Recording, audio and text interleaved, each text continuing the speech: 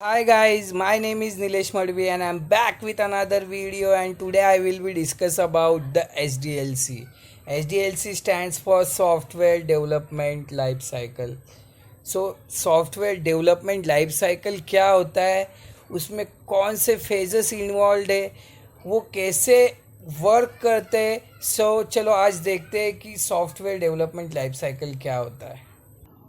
Software development life cycle एक life cycle है जो यूज़ होता है कि एक प्रोसीजर के हिसाब से सॉफ्टवेयर बनाया जाएगा। सिंपल तरीका यही है कि मतलब स्टेप बाय स्टेप जो सॉफ्टवेयर बनाने की लाइफ साइकिल है उसे ही सॉफ्टवेयर डेवलपमेंट लाइफ साइकिल कहा जाता है।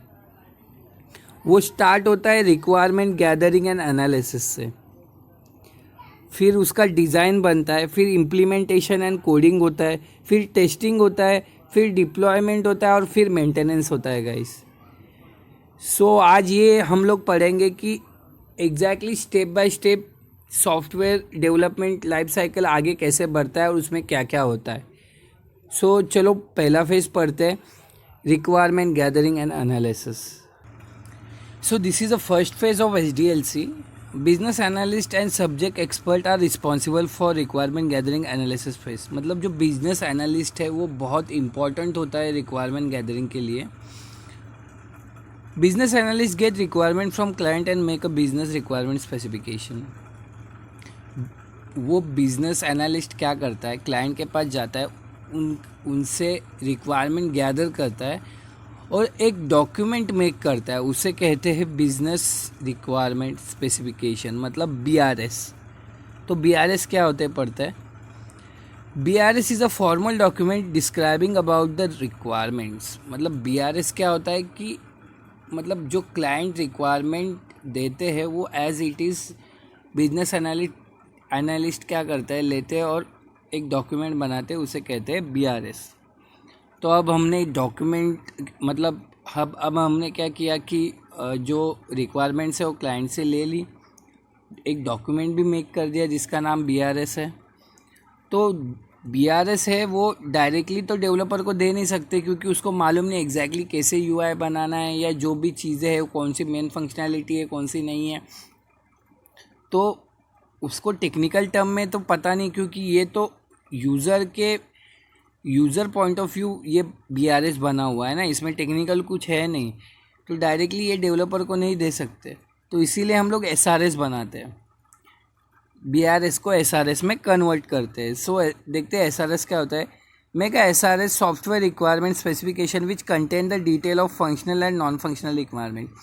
मतलब क्या होता है, BRS से जब SRS में कन्वर्ट करते हैं तो सारी चीज़ें टेक्निकल में कन्वर्ट हो जाती है। मतलब वहाँ पे क्या क्या SRS में होता है कि कौन से फंक्शनल रिक्वायरमेंट्स है, फंक्शनल मतलब कौन से मेन रिक्वायरमेंट है। जैसे कि रियल लाइफ एग्जांपल लिया जाए तो गूगल पे हो गया जिसमें money transfer is a main functionality. तो अगर वही फंक्शनैलिटी काम नहीं करेगी तो मतलब क्या यूज़ है उस एप्लीकेशन का, तो उसे कहा जाता है फंक्शनल रिक्वायरमेंट।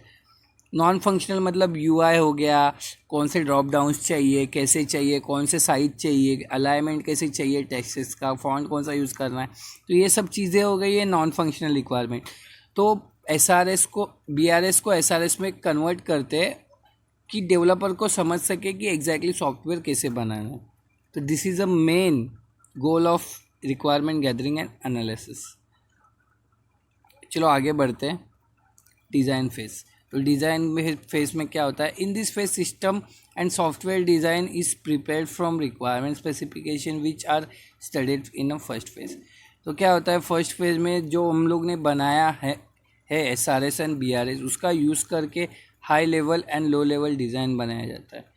तो हाई लेवल डिज़ाइन क्या होता है कि जो मेन फंक्शनल रिक्वायरमेंट्स हैं उनको उनके यूज़ करके हाई लेवल डिज़ाइन बनाया जाता है। तो हाई लेवल डिज़ाइन से क्या होता है कि जो एप्लीकेशन का टॉप व्यू है वो समझ में आता है कि एग्जैक्टली अपना एप्लीकेशन कैसे होगा। एंड लो लेवल डिज़ाइन मतलब जो नॉन फंक्शनल रिक्वायरमेंट है उनके ऊपर वर्क किया जाता है, उसे कहते हैं लो लेवल डिज़ाइन। गाइज आगे बढ़ते हैं। Implementation and coding. तो कोडिंग में क्या किया जाता है कि पूरा जो सॉफ्टवेयर है वो डेवलप किया जाता है according to BRS and SRS, मतलब दोनों का यूज़ करके कोडिंग किया जाता है, पूरा सॉफ्टवेयर को डेवलप किया जाता है कि एग्जैक्टली मेन फंक्शनैलिटीज़ कौन सी है, functional requirement, non functional requirement, तो इस हिसाब से सॉफ्टवेयर बनाया जाता है। आगे बढ़ते हैं टेस्टिंग। तो टेस्टिंग इज़ अ फेज़, ये बहुत इंपॉर्टेंट फेज़ है। आफ्टर डेवलपमेंट आता है testing. Testing is done in this phases like white box testing होता है, ब्लैक बॉक्स टेस्टिंग होता है। वाइट बॉक्स ब्लैक बॉक्स क्या है मैं पिछले वीडियो में बताया था, अगर आपने नहीं देखा है तो जाके देखिए।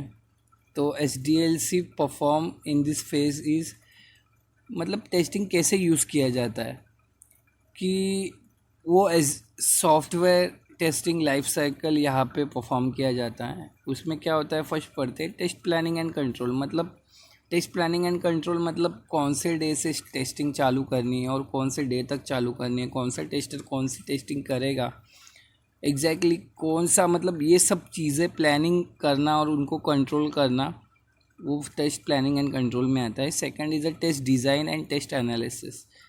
मतलब टेस्ट डिज़ाइन एंड एनालिसिस में क्या किया जाता है कि टेस्ट सिनेरियोज बनाए जाते हैं, जैसे कि लॉगिन फंक्शनैलिटी है तो फिर to test and verify the login functionality with valid credentials, ये एक सिनेरियो हो गया उसका। तो ऐसे करके सिनेरियोज बनाए जाते हैं कि एग्जैक्टली एक्यूरेट, मतलब सॉफ्टवेयर ज़्यादा से ज़्यादा एक्यूरेट टेस्ट कर सके। टेस्ट इम्प्लीमेंटेशन एंड एग्जीक्यूशन, ये थर्ड है। तो इसमें क्या होता है कि टेस्ट केसेस बनाते हैं, जैसे लॉगिन फंक्शनैलिटी के लिए जो टेस्ट केसेस है तो वैलिड क्रेडेंशियल क्या डालेंगे, कौन सा यूज़र नेम कौन सा पासवर्ड डालेंगे और क्लिक करेंगे लॉगिन पे, लॉगिन हो रहा है कि नहीं, तो यहाँ पे टेस्ट केसेस लिखेंगे और टेस्ट केसेस एग्जीक्यूट करेंगे। फोर्थ है evaluating exit criteria and reporting.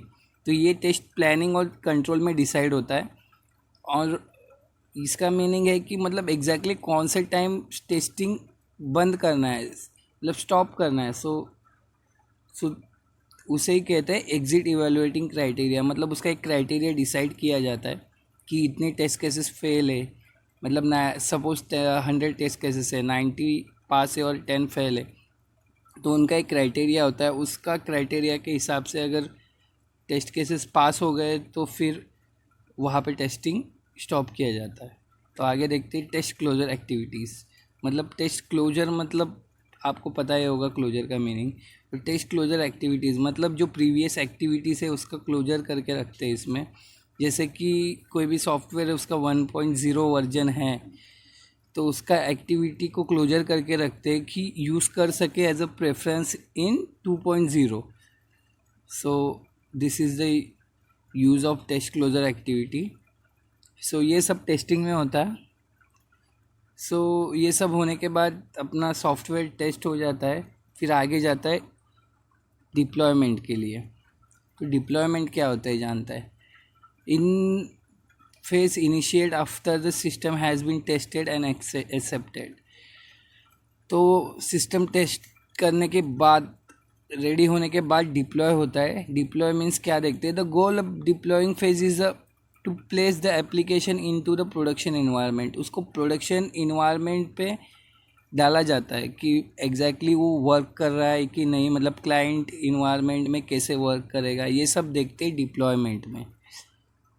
तो आगे देखते क्या है मेंटेनेंस। मेंटेनेंस मतलब पता है कि once when customers start using the developed system software, then actual problem comes and need to solve from time to time. This process where the care take for developed product, this is called as a maintenance। मतलब कि जब software client environment में जाता है तभी exactly पता चलता है कि उसमें क्या क्या प्रॉब्लम है, और वो प्रॉब्लम पता चलने के बाद वो प्रॉब्लम टाइम सॉल्व किए जाते हैं, तो उसे कहते हैं मेंटेनेंस।